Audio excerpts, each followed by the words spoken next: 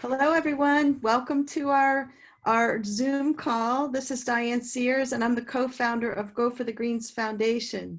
And I'd like to welcome my co-founder, Cindy Chace. Hi, Cindy. Give us a wave.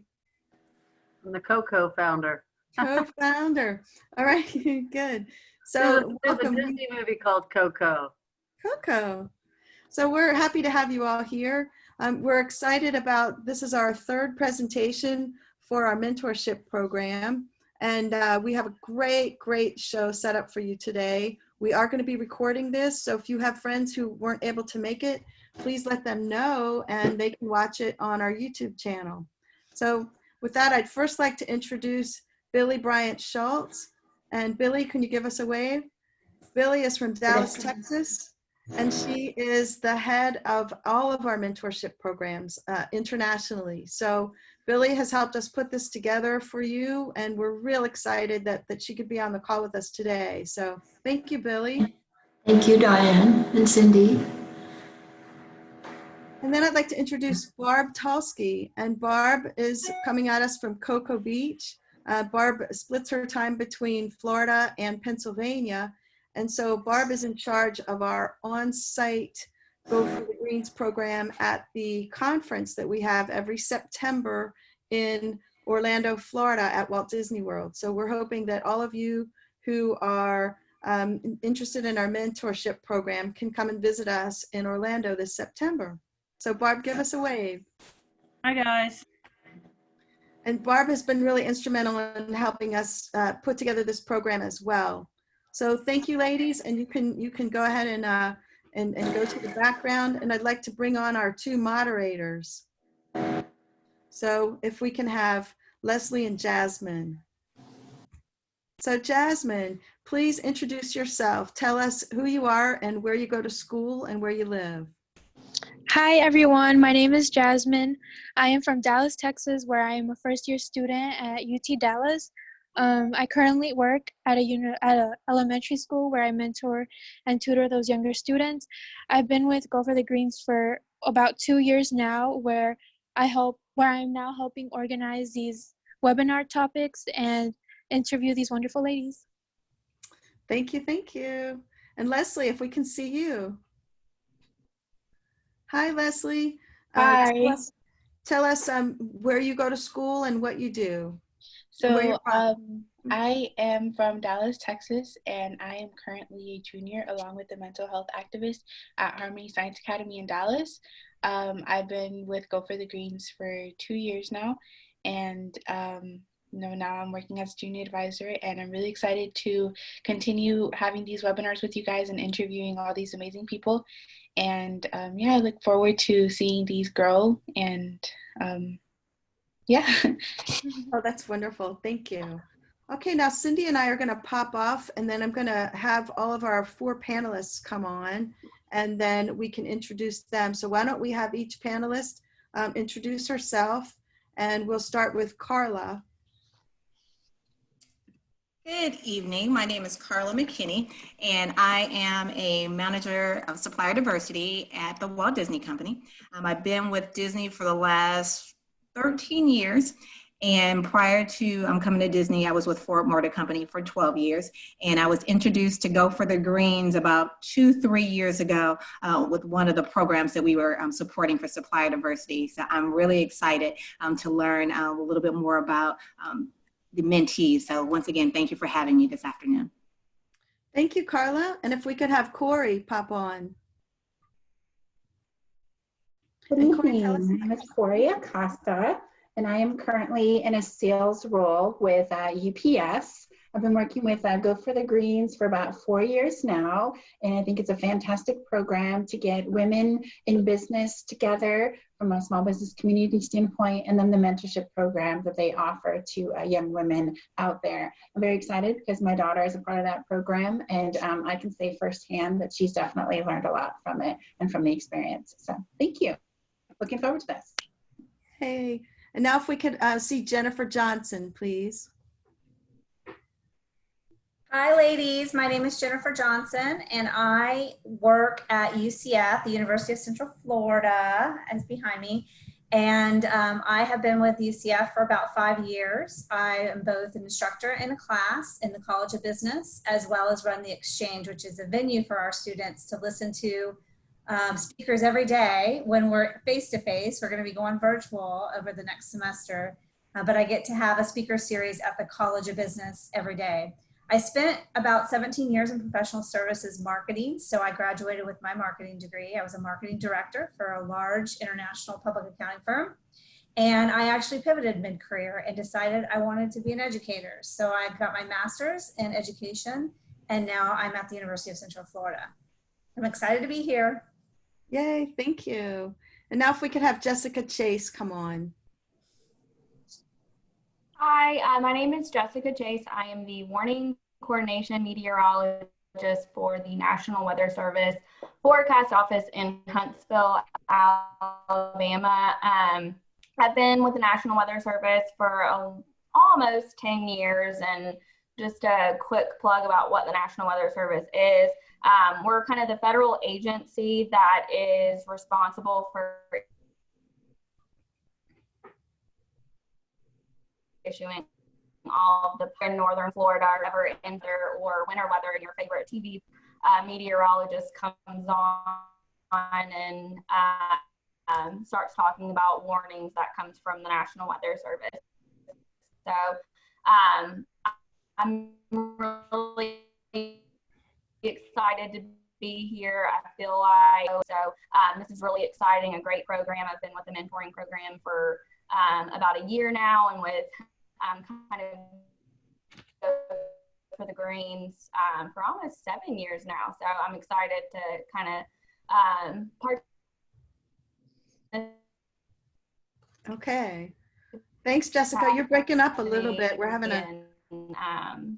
yeah, thanks for having me. Thanks. We're having a little bit of a hard time hearing you, Jessica. You're breaking up a little. Not sure if there's anything we can do on your end, but we'll get back with you on that. So perfect. And so now I'm going to turn over the program to our two students who are going to ask questions. Some of the ground rules we want to let you know. You are all on mute. So if everybody who's in the audience is on mute, if you have any questions, type them into the chat, and Jasmin and Leslie will actually ask those questions as well. But what we're going to do is hear now about some really cool careers. So ladies, take it away. Hey, hi everybody. So our first question that we had is for Carla McKinney.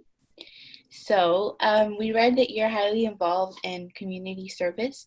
So our question for you was, why do you think that these kinds of experiences are important in the development of our careers?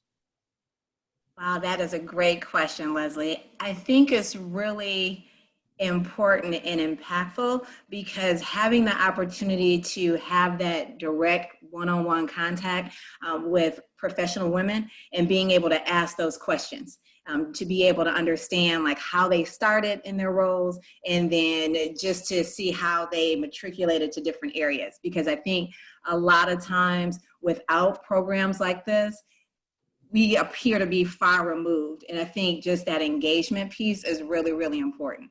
And that's why community service is just really, really important, because when you have that love of community service and you have that in common with each other, I think that's an icebreaker to be able to build that relationship, and then you feel comfortable as far as like asking questions to professional women.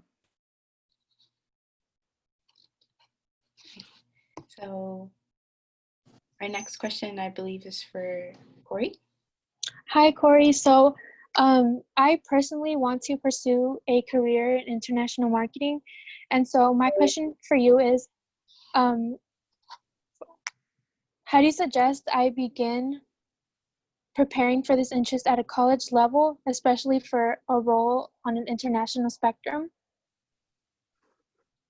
Okay, so thank you for the question, Jasmin. What I would recommend is talk to as many people as you can, kind of like what you're doing today as a part of Go for the Greens.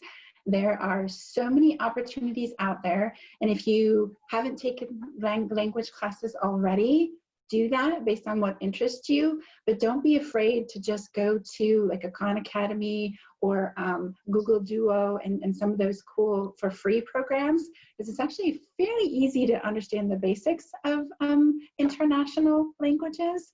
And talk to people, get out there, see what you like. There's so many different countries and offer different opportunities. And my opinion, and just my opinion, is if you have a passion for it, you can make it happen. It doesn't matter what kind of education or background you have. It's that interest that will get you where you want to go. Did you face any challenges sort of working on an international level, and how did you, I guess, overcome them? Absolutely. One, language. My first opportunity to live abroad was in Japan, so I very quickly had to get a book and learn to to recognize what the basic kanji symbols stood for. But every culture, every area of the world that you go to is going to be a little something different. So I'll say don't be afraid, because I was probably more nervous going there than I should have been, because the people in country were so helpful. I'd say the Japanese are some of the nicest people I've ever met for my first experience, and they were more than willing to help me, give me some books to help to understand what was going on in the environment I was in, and really treated me like family. And that's been the case everywhere I've gone since then. Thank you. Yes. So our next question is for Jessica Chace. So as someone who works with mental health now, I feel like before I really got into the role of being, having that confidence in myself, there was a lot of little things that, gave me anxiety. And so after reading your bio, we saw that you have achieved a lot of firsts for women. So what are some strategies or advice that you could give us to kind of overcome that male-dominated industry, like in the business as a team and stuff like that? Hopefully my internet is a bit more stable.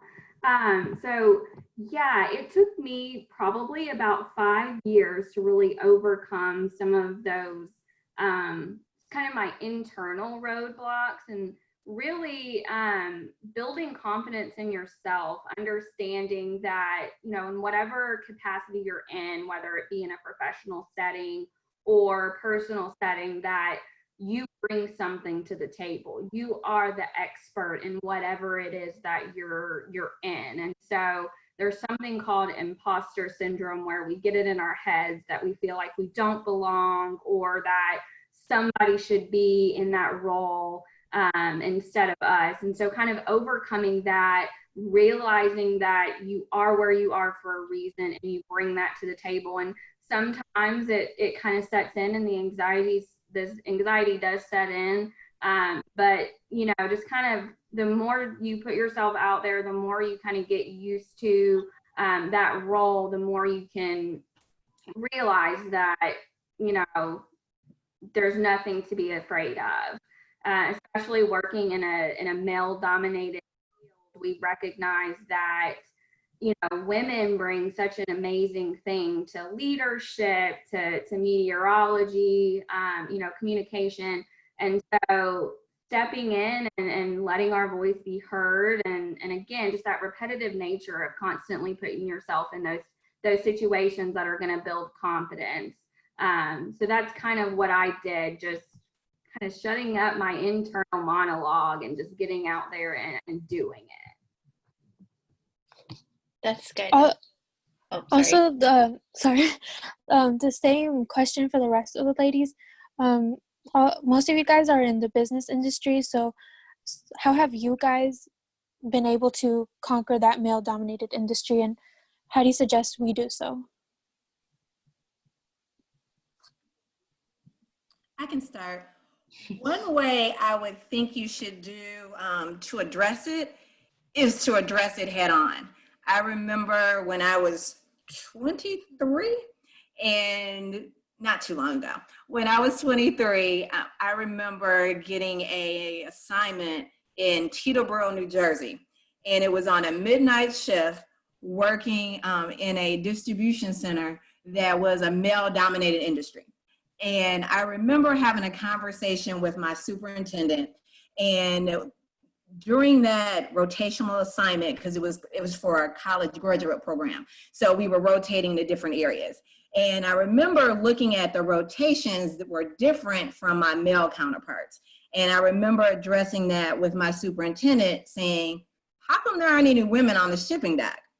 And it wasn't something that just happened overnight. It seems like every other couple of weeks, every month when we had a touch base, I would always bring it up. And he realized that I was not gonna let it die. So he was like, okay, I'm gonna put you on the shipping dock. And I was the first woman that he put on the shipping dock. And then he realized how beneficial it was just having another perspective. And when you have a shipping dock assignment, you have to make sure that all of the routes get out to the various trucks at a certain time. So I think it was some reluctancy as far as like having faith in a woman to do that. And once I was able to break that, then he started rotating more and more women in that area. So the best way I would definitely say is address it. You need to address the elephant in the room, because if you dance around it, it'll never get addressed. So that's the best way to kind of tackle making that change.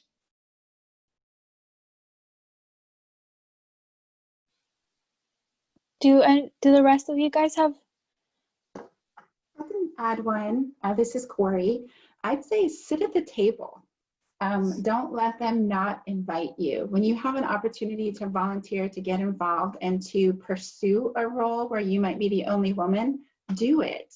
Be that person that's willing to take the chance. Because I have an example very similar to what Carla shared, where I was allowed to work in a position where as the logistics representative, I tried to get pilots to do what they were supposed to do to support our mission. I don't know about y'all, but pilots are a breed of their own, a good one, don't get me wrong, but they don't want to listen to me, the little girl on the team. So I volunteered to be their secretary for a program that they had, so that I could understand why they act the way they do, why they're driven to do things that, you know, appeared counterintuitive to what I was trying to do in my role. And it was through that process that they're not jerks, they weren't, you know, doing anything, but they had different metrics, they had different reasons why they like to do it their way. And so when, you know, the real mission came forward, I was able to say, hey, can you guys do this? Because it was what they needed to do to make their metrics. And that's how it helped us to make our metrics. And I was able to help bridge a gap by just taking advantage of, you know, some of the skill sets that we naturally have as women. So sit at the table. And secondly, take advantage of your own girls club. There is definitely a boys club out there. And if there doesn't exist where you're at today, create one. This, if you would, is a women's club. It's specifically for that. You're creating a network, and that will help you and give you somebody to bounce ideas off outside of that male-dominated role you might be in. Yeah, thank you for that. It's actually super comforting to hear your experiences, just because I was recently in a class where we had to do sort of a group work, and I don't want to say stuck, but I got stuck with a group of just boys, and I kept trying to voice my opinion, and they just straight off ignored me. So no, it's like definitely really comforting just to hear your experiences, and thank you for so much for that advice. And I think that a lot of the times we need that, just because when it's we should learn to overcome things on our own, but when you have a group of people who you know that are facing the same things that you are, it's a little more comforting. I, for example, before joining the Go for the Greens, the first year that we heard about it, I mean, usually they have like robotics clubs for the guys, and they get to like go out and compete with other schools, but there wasn't really a thing where it was just girls, like, you know, it's like mainly focused on us. And so before we applied, I remember I was telling Jasmin about this. I remember a couple of us, you know, we got together and we were like, okay, we're going to apply for this program. We're going to get our spot. And we did the Superman pose. We stood outside. Before we were put into this room, we stood out there and people were looking at us a little weird, and we were all sitting there doing the Superman pose for like 2 minutes, you know, to gain confidence. We were like, we got that. And so a couple of years later, you know, like here we are, you know, working with Go for the Greens and doing so many good things. So I mean, it definitely is good to know that there are people out there feel the same thing you do, and it helps you, kind of pushes you to do a little more and have more confidence in who you are and what you're capable of. So Leslie, this is hard. I just want to say, we call that the Wonder Woman pose, not the Superman pose. oh, I am so sorry. Wonder Woman. I do the same thing, and since the Wonder Woman movie came out, I call it the Wonder Woman pose. Wonder Woman. To this day, I do that pose. So I don't know if Jessica or Jennifer, if you guys want to add anything, maybe a strategy that you guys use. Yeah, I think Corey had really great advice because she had a story of how she kind of went outside of her experience and did something to build confidence so that she could then lead in a way that she understood better and she could show that she was capable. So I think I like to say kill them with confidence when I'm dealing with any situation where it's male dominating and I feel like my voice is not heard. One thing I've noticed that I've done throughout my career is take on more projects because I feel like I'm a woman, so I should be taking the notes at a board meeting, or I should be doing certain things that I feel like are more task driven because I'm a woman. And there is a point in time where you have to, when you get to a certain point in your career, you have to stop that. And you have to know that you do have a seat at the table and you are equal. I'm older, so I have many, many experiences where I did not feel equal. But if you're competent and you're doing a great job and you're showing results, you should be able to compete with anybody. And if you're in an organization where you don't feel like that is observed and commended, then that's something that you really have to think about. Yeah, our next question is actually for you, Jennifer. We were looking at your bio and we saw you were the co-founder of a organization called Athena, and one of the sub programs that are part of it is called Athena Next Gen. And some of the 8 principles are live authentically, learn constantly, advocate fiercely, act courageously, foster collaboration, build relationships, give back, and celebrate. So Leslie and I really wanted to hear from your opinion, which of those 8 principles do you think is the most essential for success? So Athena's 8 leadership principles. Athena International is an international organization, and those principles really came out of a study by the W.G. Kellogg Foundation. They studied about 2,000 women that are leading organizations or leading teams, and what they found out is that women who have grown in their careers and who have risen in leadership, these qualities and these characteristics have been what has helped them achieve. So these principles are studied and proven and scientific. The one that resonates with me the most, they all are very important to women leadership. And you can go on Athena International's website and find these principles. And I really recommend you do that, just so you can kind of think through them and how you connect with them on each one separately. But the one that resonates with me the most is living authentically. I'm older. I won't say exactly how old I am. I'm not 50 yet, but I'm approaching there. I think I was about 39 when I really felt like I was shifting in my life to where I could really live authentically. Now, I work with students every day, and I think a lot of them truly are aligning their values with who they are, and I think they are living authentically. I think you can do it at 19 and 20, but it is very hard to do because you have to understand yourself fully, wholly, and completely, and that takes a lot of reflection, and that takes a lot of searching for what it is you want, where you want to go, who you are, and how to align that. So for me, living authentically, and really it was through developing the Athena Next Gen program in Central Florida, which has, I think, about 350 graduates now, female graduates from all different levels in their careers. And it was me going through that program because I, as a facilitator, I would go through it with them. And about the second year in, I really decided I would start living authentically. And that's when I shifted my career to education, because I felt like that's what was pulling me. Yeah, thank you for that. I I wasn't sure whether or not to ask this question just because I felt like all of those principles are just so important in their own way that it's definitely really hard to choose. And I saw that either Diane or Sydney put the 8 principles up. So I guess for the other ladies, which of those principles resonates the most with you in your experience?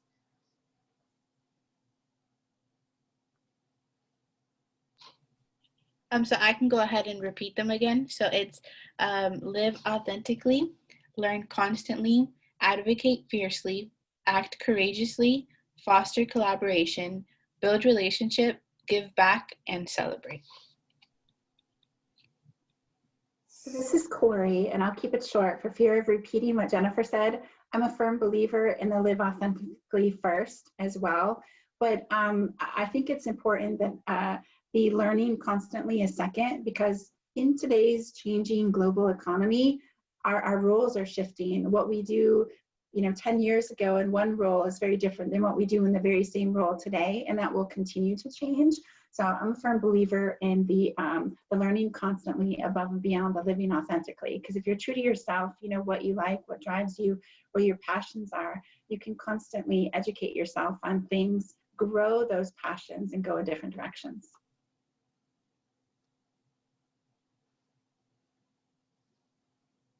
I would say, as far as looking at those principles, I would say build relationships. Building relationships is one thing that's very important. You never know, as far as the relationships that you build, as far as from a social level or even from a standpoint, from a business perspective, how those relationships will interact. And I can just reflect based on my career. You never know who's watching you. And just how you're carrying yourself might make an impression on someone and you really didn't even realize it did. And the example that I can share regarding that is, as I mentioned, I was in a college graduate program. So there was a group of us that participated in this program, and it was a 2.5-year program. And after that, then we went to the corporate offices. And there was a young man that I would speak to, say, hey, how you doing? And he actually ended up leaving Ford a year before I did. And he had heard that I was thinking about leaving. And he actually reached out to me and said, hey, I'm at Disney now and wonder if I can see your resume. And so just based on that, I sent him my resume. And 2 months later, I was flying to Florida interviewing and then moving to Florida in May. So you just never know, just based on building relationships. And I think so many times people use that loosely. And I think one thing that's key when you're building relationships, you're building genuine relationships, because people can see when you're authentic and just when you're really trying to get to know them and you really have interest about getting to know them, as opposed to just trying to get to know people just to check the box and get to the next level. Mm-hmm. To add on to that, I feel like probably building relationships is also kind of my fundamental leadership principle, I guess. And then along with that, acting courageously. I was told very early on that I would never move up in the agency if I didn't, quote unquote, play the game to climb the career ladder, which to some people that meant, kind of throwing others under the bus or trying to do things that didn't really represent true integrity. And so I kind of promised myself that I would never play that. And so acting courageously, being willing to kind of step out if you think that something is wrong, or maybe being the only one speaking up for something that's right, because at the end of the day, that's your legacy, that's your integrity. And so, just being, it all kind of goes together, being authentic and courageous, and that helps build those relationships and let people see that they can trust you because you're acting courageously and not just going along with something just because that's what the majority is doing. And just kind of having the courage to take that stand and do what's right. Yeah, thank you so much for your answers. Our next question is for Carla. So we read that you are someone that's active in the strategic sourcing internship. And so in your experience, what makes a student stand out from others when they are applying to those types of programs? I think one thing that stands out as far as just how they do demonstrate courage and how when they come to the role, not only are they coming to the role to just impress, but coming to the role to actually give genuine feedback of how we can move to the next level. And I think that's one thing that definitely makes students stand out when you see that they sit in meetings and they're observing, but then they're also providing, hey, you know what, some enhancements. Because one thing that you'll realize, regardless of the corporation that you're going to, you need to make sure that you're understanding, you're learning the culture, but then you're also, to Jessica's point, demonstrating courage, how you can share your skill sets that you have. Because one thing with your generation, you are not afraid of social media. And so whatever skill sets, if it's social media, if it's analytical skills, if it's skills that you have as far as you might have a background in developing an app, something that you are sharing in that environment that will help us grow. And that's one thing that definitely helps our interns grow, because one thing that we require them to do at the end of their internship, regardless if it's a 6-month internship or if it's a year internship, they have to present a presentation. And being able to see those interns that took time of getting to know the different departments within strategic sourcing, it definitely lends to how robust their project is, because you can see that interaction and that collaboration, and that definitely makes that intern stand out above all.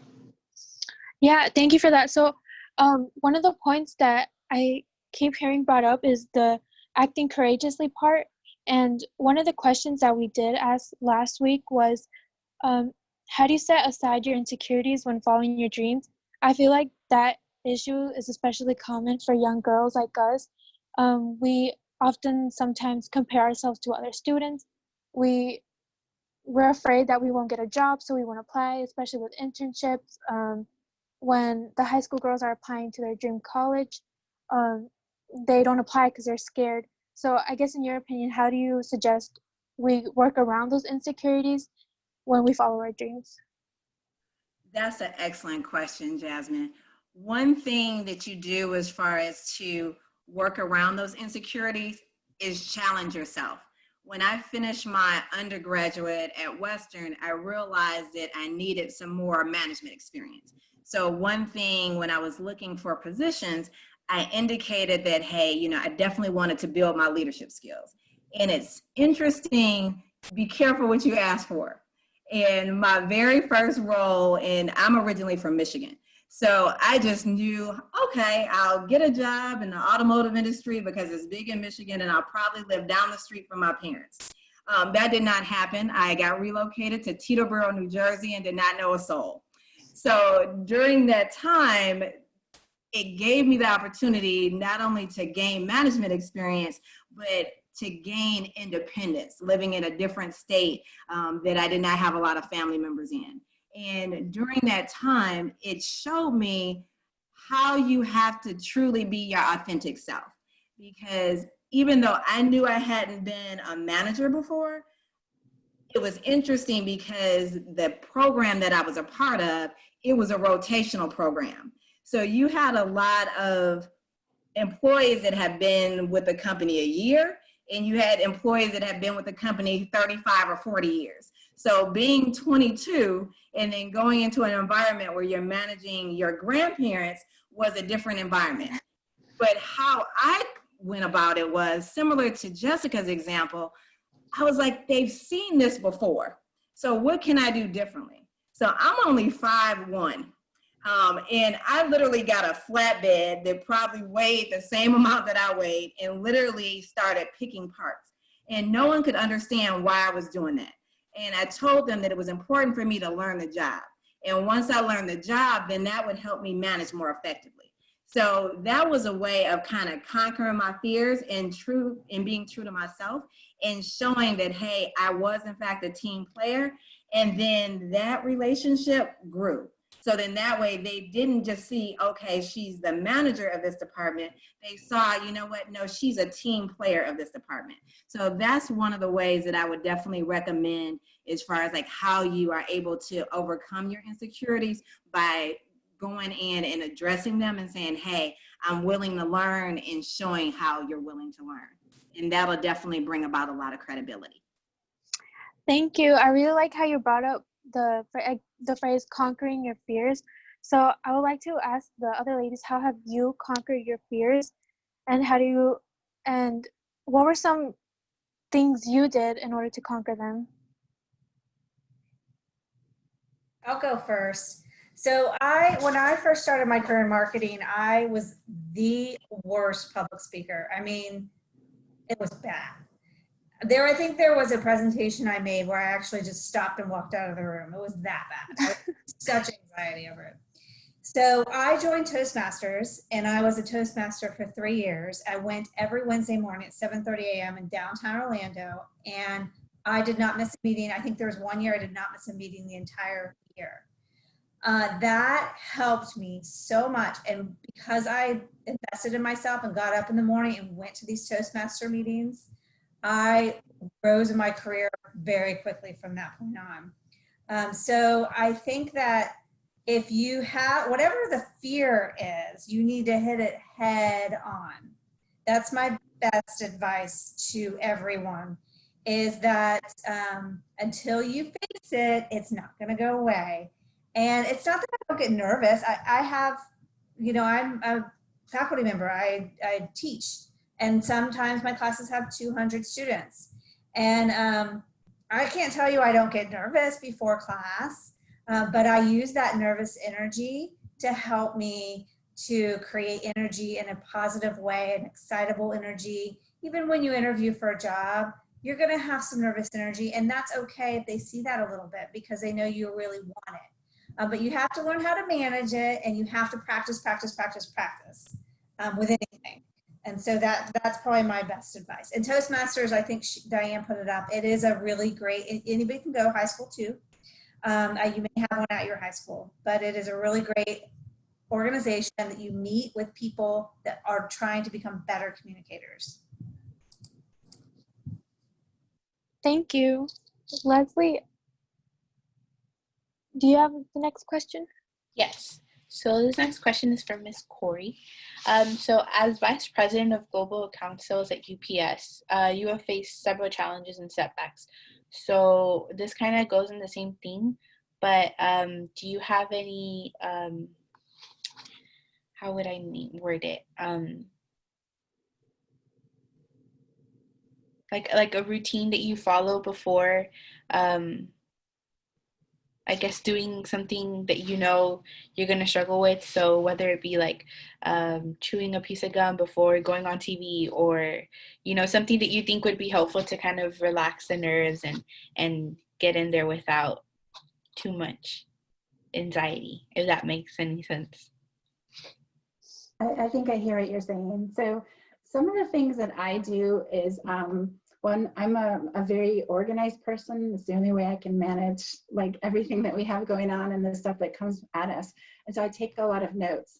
I will go over my notes so much so that I know the material. I've thought of every question that's going to be asked of me before it comes out, that they'll get all you know, soft, and the paper will start to disappear. So I've had to switch to note cards and different things so that it goes away. But I'm a firm believer in practice and preparation. So just being prepared for the worst case scenario, and then it never happens. Oftentimes I'm over prepared, but it prepares me for the next situation, right? Because everything is connected in some form or fashion. And I was going to add to the other question, the only other thing that I do, and I know some people aren't fond of hearing this, but fake it till you make it. I am nervous all the time about different things. One of the things that you may have heard from some of the other UPSers participating in Go for the Greens is that we're constantly rotated and do different jobs. So prior to UPS, I never had a day of sales in my life, even retail sales. So when they asked me to come to sales, I laughed. I was like, are you sure? I was like, you know, I've never sold anything before. But it's that confidence, it's knowing what you know, being your authentic self and bringing that to whatever you do, and then the passion for what you do. I'm a firm believer in problem solving, and that's how I describe myself as a salesperson at UPS and leading a sales team. So, you know, pretend you're confident even when you're not, and you'd be surprised at how quickly you are confident and you no longer have to pretend. So a question for all of you guys would be, if you guys could go back to high school or just to any time period like before, what would you guys do differently, and why would you? I mean, something that could, I guess, have a bigger effect later on. I guess I'll start. So I was talking, this is Corey again. Personally, I would have challenged myself with an even tougher school than I went to. I didn't realize, I'm from a small town, northern Michigan compared to Carla, and you know, so I wasn't exposed to, I guess you could say, some of the Ivy League schools or some of the academies and stuff that were out there. I'd never traveled outside of the state of Michigan until after I graduated high school. And I didn't know what I wasn't capable of, but I didn't really believe in what I was capable of. So I would have shot a lot higher, probably put an application out there, to different schools to really test myself and what I could have done, but I'm still very happy with what occurred. I'll piggyback off of Corey and the fact that I was a really not good student in high school. I like to have a lot of fun. And once I got into college, and I actually took a time off. I didn't go straight to college. I went and worked at a ski resort in Lake Tahoe and backpacked Europe and did whatever I wanted. And then one day I just felt a real tug on that I needed to do better, and I needed more for myself. And I said, okay, I'm going to go back to college. But when I started college, it was really on my terms, because I knew that I was driven to do it internally, and I loved school. And I never loved school in high school, but I loved school. That's why I'm still in it, and that's why I teach, because I found such a love for education and for learning. I'm a lifelong learner, and knowledge is powerful. Knowledge is power. So for me, I wish I would have done like Corey, tried a little bit harder, understood my capabilities, and just done more. Who knows where I would end up if I was as good of a student as I am now in high school. And I'm gonna go next, and the theming is very similar. Junior high, elementary school, spelling bees, just great. High school, sophomore, junior year, great. Then senior year, then senioritis just kind of kicked in, especially after I got accepted. Then I was just like, okay. And if I look back, I definitely would have been applying myself the same way that my parents pushed me with the other times I was in junior high and elementary school, to be able to take advantage of more scholarships. One thing that I had, and Jennifer, let you know, you can survive 50. 50 is great. One thing that we had to do, we literally had to go to the library if you had to research scholarships. So the fact that you can research scholarships from your bedroom or, on your iPad, definitely look at doing that. Because one thing that I think I put a lot of pressure on myself when I went to college, because my father had retired the same year I was graduating high school. So I put an added pressure on myself to finish in 4 years.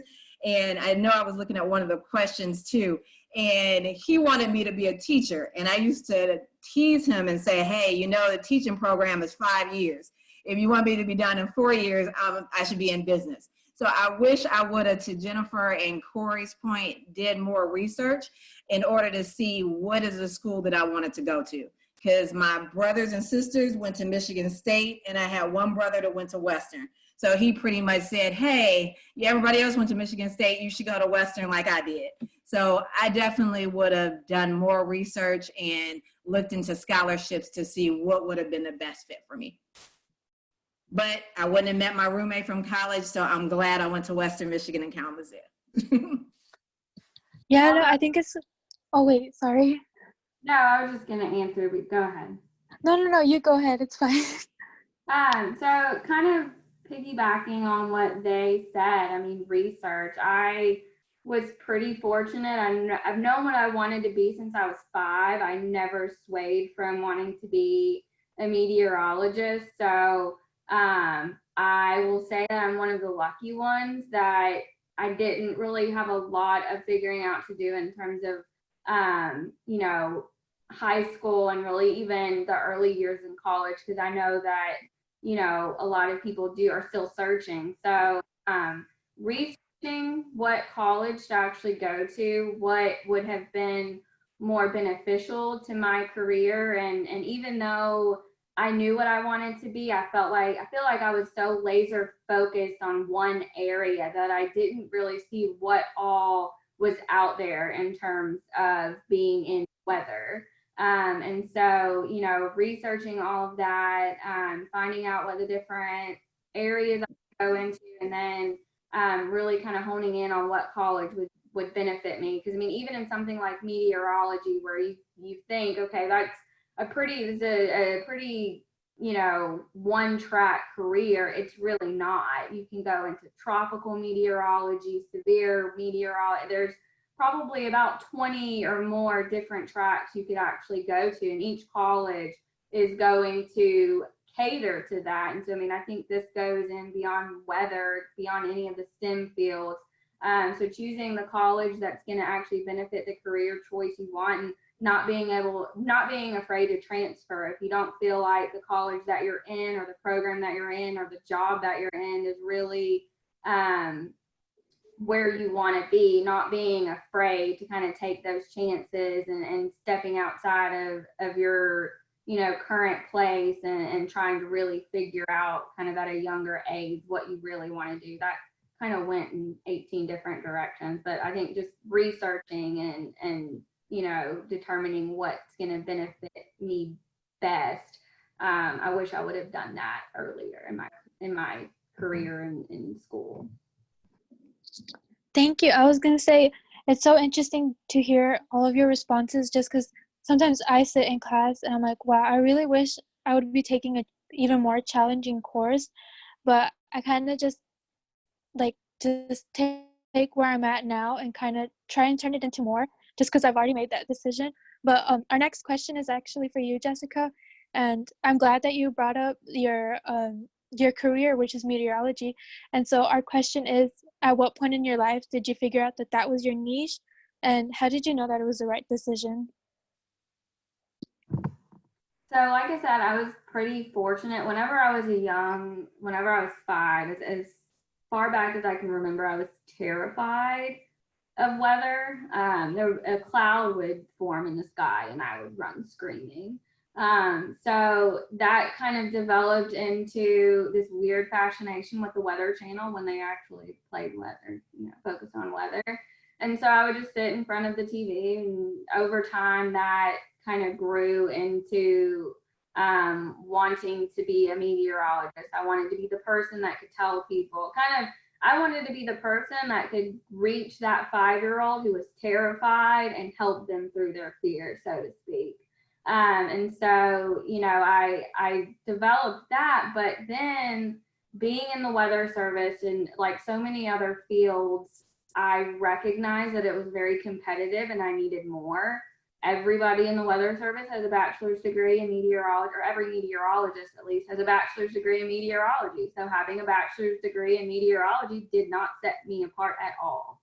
And so about 4 years in, I realized that I needed to do something more. And so I have a weird fascination with maps and I can see maps in a way that maybe some people can't, and I want to see maps in a way that a lot of people don't. And so I actually went back and got my master's degree in geographic information science, and that's helped me kind of figure out how to display weather information in a way that the general public can understand. And so I feel like that's probably one of my niches in weather, kind of taking that and expanding it beyond just, here's what the forecast is. And it kind of, again, just looking out, seeing what the opportunities are, what could I do to better myself, and then figuring out what really, really made me happy. What was I going to enjoy doing? What was I going to enjoy learning? Because at the end of the day, if you're not happy doing it,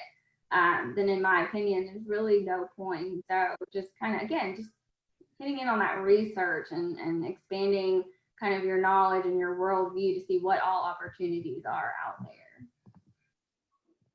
Thank you. So going back to the chat, I noticed that Carla mentioned something about a vision board. So if you want to give us a little more information about that, like what is a vision board and how does it help? I think you have yourself on mute. There you go. That would help, huh? Got it. I actually completed a vision board, which is what's behind me. Just March 30th, 2019.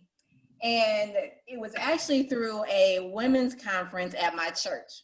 And they had a whole bunch of magazines, and it was one of the activities to bring all the women together. And I was like, okay, plenty of times I've heard about vision boards, but whatever reason, I just never had an opportunity to do one. So I had an opportunity to do a vision board, and you'll see one thing that when you do a vision board, you want to look at the things that makes you happy. And I know that's come up a lot of times. And when you're trying to determine what career do you want to do, then doing a vision board kind of helps narrow down what you want to do. And some things that make me happy, one thing, I had a very close relationship with my dad, Michelle Obama.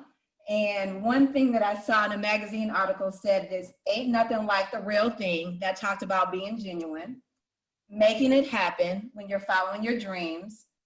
And you'll see this picture, you probably can't see it, but it's a group of young ladies. And that's one thing that I truly have a passion about as far as mentoring young women. So did not know that this was gonna come about and I'd have this opportunity. So that's kind of one of my dreams that I've always wanted to do. And one thing, working with Go for the Greens, you work for yourself, learning the opportunity to work with entrepreneurs and learning another side of the business. Since I've been in corporate America for like 25 years, learning a little bit more about, hey, what does it take to have your own business? And then with every step, we all move forward. So whenever you're trying to determine what you want to do, don't be afraid to take a step. Regardless of, if you get an internship and then you realize it's something that you don't want to do, that's still a step. So continue just to make that step, because that's one step closer to your dreams. So that's why I'm saying it's important to just get a vision board. I know we have some downtime right now. You have some magazines that are at your house. I would just say, start cutting up pictures of what describes you, and then that'll help you get to your dreams. I've actually never heard of a vision board before, so that's something definitely on my bucket list. I just want to add to that real quick, Carla. I also do vision boards every year. And the year I got my job at UCF, I was not planning to go to UCF. I knew I was going to be an educator, but I didn't know what I was going to do.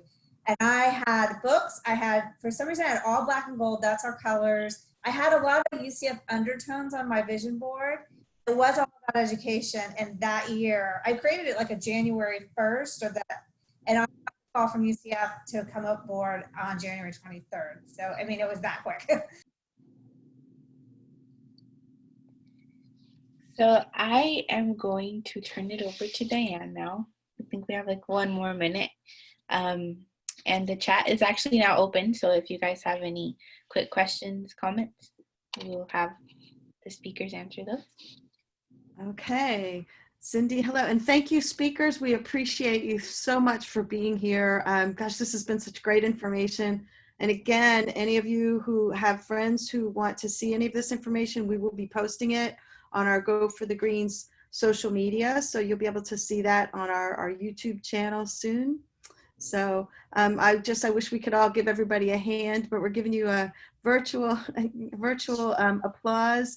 So Jasmin, Leslie, you did a fantastic job. Thank you so much. Thank you. All right, and Billie's back too.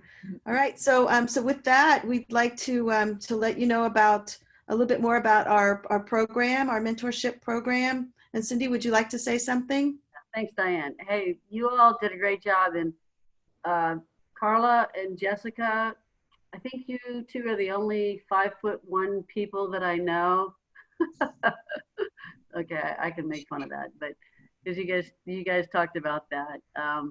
But yes, so the mentorship program, we are still taking applications. So for those of you that have not applied to Go for the Greens, we are still planning on having an event in September.